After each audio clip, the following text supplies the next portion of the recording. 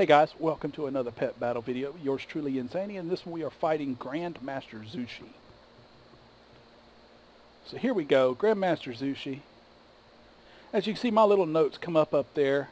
Now the very first thing that you want to use, of course we're using Anubisath. I'm sorry, let's go over the pets that I'm using. I'm using Anubisath with Crush, Sandstone, and Deflection. Nothing else matters, because generally you can go this entire fight with Anubisath without him dying.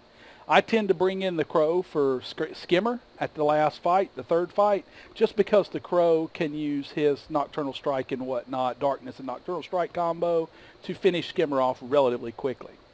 We will be bringing out the Battle Pet on the first round that Skimmer comes into play, but until then, it is basically Anubisath against Diamond.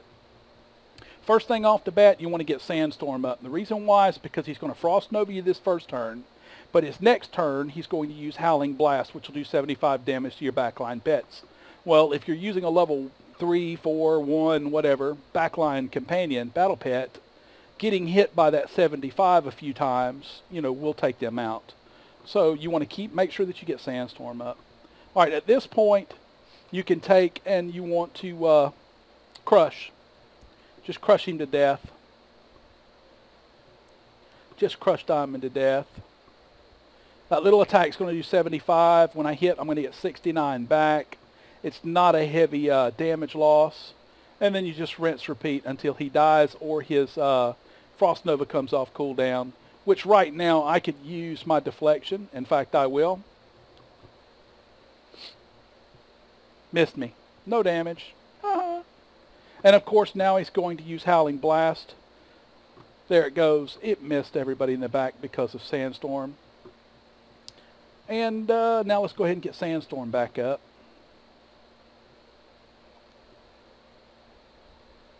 Done. Alright, Diamond's out of the way. Second pet comes up. Come on, Mullis. Now, Mullis' attacks, he does an Absorb that heals him, Acidic Goo, which keeps you from running away, and he'll dive that you'll use Deflect to prevent. So other than that, you're basically going to have this dot on you, which does 49 critter damage, but guess what? We've got Sandstorm up, so we won't even notice the damage from the dot. Keep attacking. He should submerge, which he did. Now we'll throw our Deflection to defend against the submerge, and then crush spam. Crush spam, crush spam, crush spam. Although that attack that he just used is actually, a high damaging attack, it still doesn't, end up being more damage than what you'll overall do to him with yours, because yours is hitting between 300 and 500 on most attacks, but you've got to keep Sandstorm up. That's a big kicker. If you don't keep Sandstorm up, it negates that damage, and you take an additional amount whenever he does that, and he gets healed for more. You will wheedle him down, though, as you see me doing with Anubisath. Every attack, you'll do a little bit more. He's going to dive. So we're going to deflect. He's going to do no damage. He's going to come back up. We're going to crush him again. There's his Absorb. We got 322. So we did double the damage that he got back health-wise. Plus, with all of these attacks hitting, ooh, nice crit. All of these attacks hitting, Anubisath is, getting back that 69 damage every time. Now, this is the first round of Skimmer. This is when you want to bring in your level pet. Bring him in for one round. Skimmer's going to do his own little buff cleansing rain. He does that. Then you want to immediately bring back in Anubisath and Sandstorm to get rid of that cleansing rain. He's going to pump. Now, I would like to be able to say at this point what you want to do with Anubisath is deflect. But unfortunately, the way that Skimmer works, although all he has available is deflection, so we're going to deflect. If any of his the way that these guys work normally is any other attacks that they have, they can use. They don't necessarily pump twice in a row. He's going to be forced to pump, so I'm going to deflect it. There it goes. No damage. But remember on these water guys that the ones that pump, a lot of the time it's random. Although on this guy, right now if he pumped, he could still do Cleansing Rain. You'd never know which one he's going to do next.